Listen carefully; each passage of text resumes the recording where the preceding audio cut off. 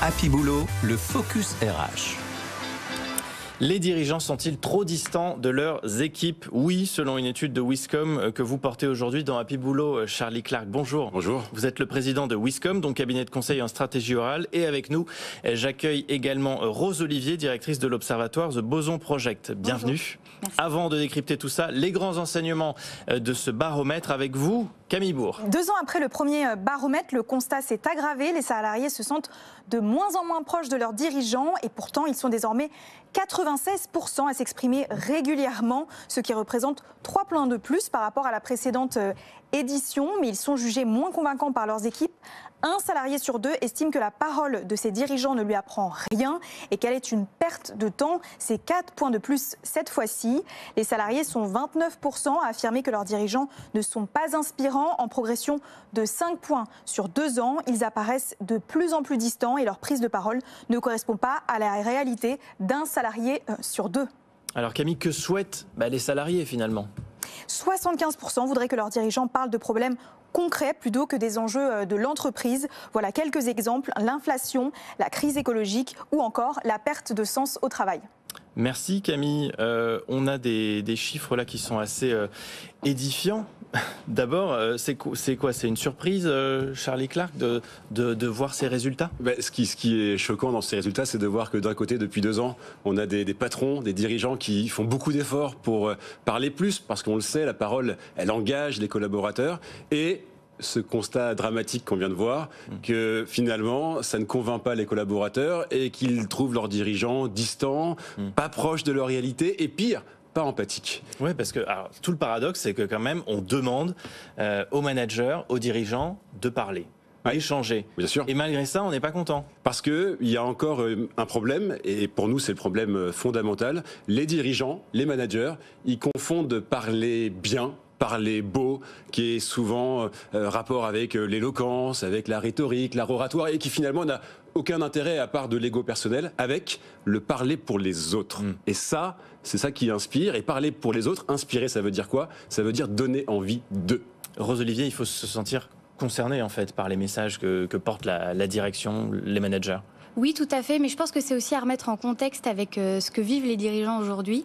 On parle d'un climat de permacrise avec la crise sanitaire qui a succédé ensuite avec la crise de la guerre en Ukraine.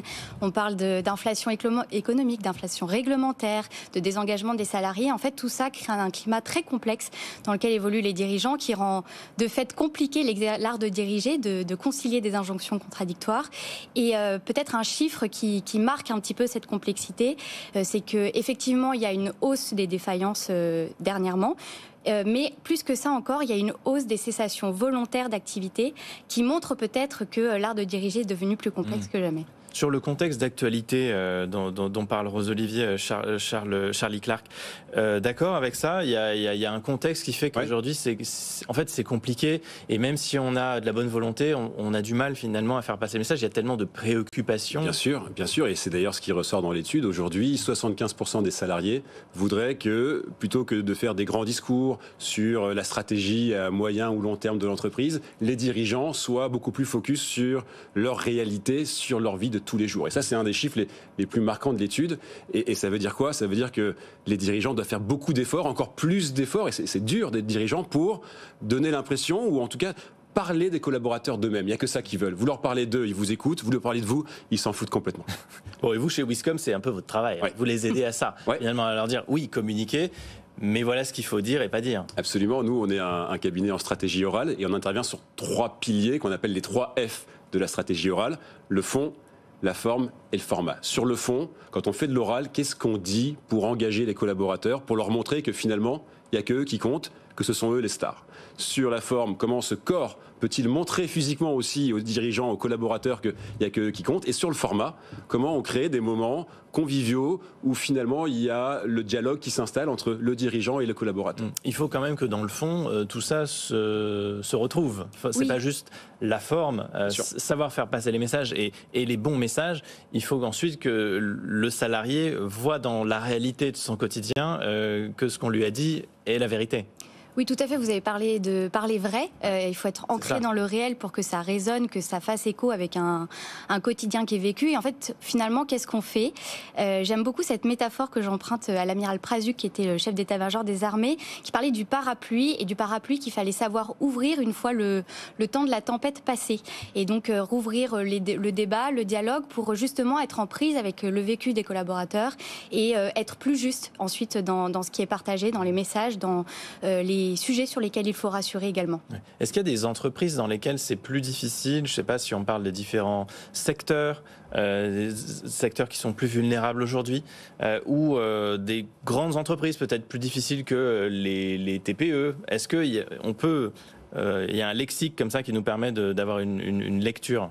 Je ne sais pas ce que vous en pensez. De notre côté, nous, on ne voit pas vraiment de différence. Ouais. Il y a ce dirigeant qui est toujours là, qui plus il gravit les échelons d'entreprise, plus finalement il est seul. Moi aussi, on lui dit les choses et plus il est distant des collaborateurs. Et donc, quelle que soit finalement la taille des entreprises et quel que soit leur secteur, il y a toujours un enjeu, c'est, vous l'avez dit, recréer ce dialogue, recréer cette connexion. Et ça, c'est une vraie préoccupation de tous les dirigeants. D'accord avec ça, Rose-Olivier?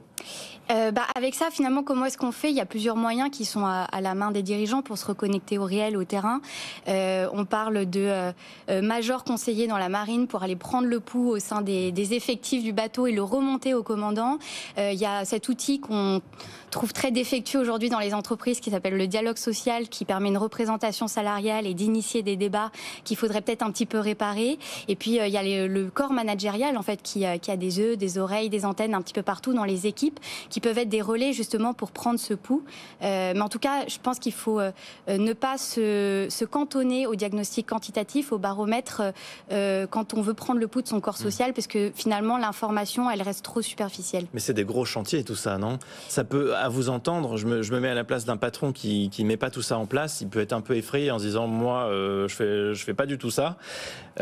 Comment on commence par quoi et à quel rythme? C'est un sujet de gouvernance et de bonnes instances pour remonter les informations. Et en fait, c'est une gouvernance qui doit être circonstancielle, c'est-à-dire qu'on ne va pas mettre en place les mêmes dispositifs quand on est en période de crise, qu'il faut rassurer qu'il faut une communication descendante, que quand on est dans une phase de co-construction stratégique où là, au contraire, il va falloir beaucoup remonter de la matière du terrain. Ouais, on parlait de... Oui, pardon, si je peux aussi rebondir, je pense que la vraie et unique et seule bonne question que doit se poser tout dirigeant aujourd'hui, c'est pas qu'est-ce que j'ai envie de dire, et ça peut vous surprendre, mais c'est plutôt qu'est-ce qu'ils ont envie d'entendre. Et ça rejoint tout à fait vos propos. Et si vous vous posez cette question-là, vous êtes dans cette bonne logique que nous, on appelle la logique empathique.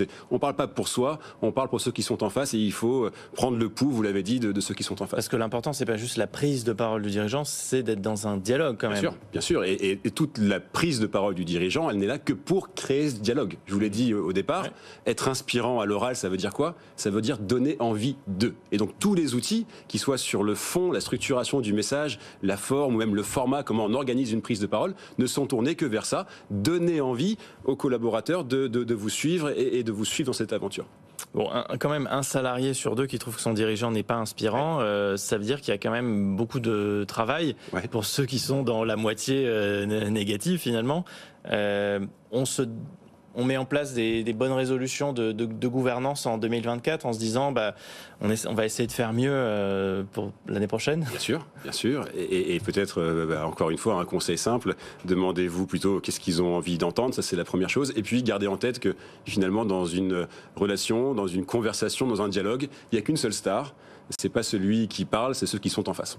Vous en avez parlé d'ailleurs dans votre enquête, le sujet de la cohérence, peut-être un manque de cohérence parfois dans la stratégie des dirigeants qui est relevé. Il y a un sujet peut-être de colonne vertébrale, de s'adapter à son auditoire, de s'adapter à son vécu, tout en respectant une colonne vertébrale de conviction qui va créer de la continuité et finalement de la réassurance sur le temps long. Bon, il nous reste une minute, ça c'était le conseil pour les patrons.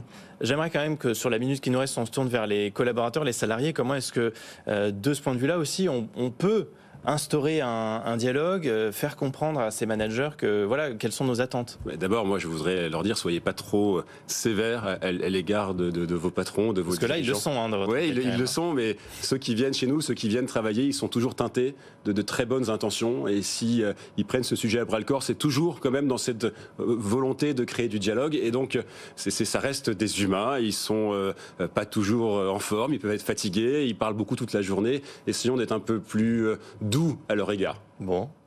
Je sais que une jeune génération qui rentre sur le marché du travail est peut-être un peu décomplexée vis-à-vis de la hiérarchie, de l'autorité, a aucun problème à partager ses sentiments stratégiques, ses intuitions. Et je pense qu'en fait, il ne faut pas hésiter parce que des fois, c'est vécu de manière très positive de la part des dirigeants puisqu'ils ont justement ce sentiment de solitude et que ça leur enlève les œillères, entre guillemets. Et ça, c'est finalement ce qu'apportent aussi les nouvelles générations. Voilà. Et qui aide aussi à transformer les entreprises de manière positive. Merci beaucoup, Rose Olivier, directrice de l'Observatoire The Boson Project, et Charlie Clark, président de Wiscom. Merci beaucoup d'avoir été avec nous. C'est l'heure de la carte blanche. Happy Boulot, l'émission qui vous sort de votre boîte.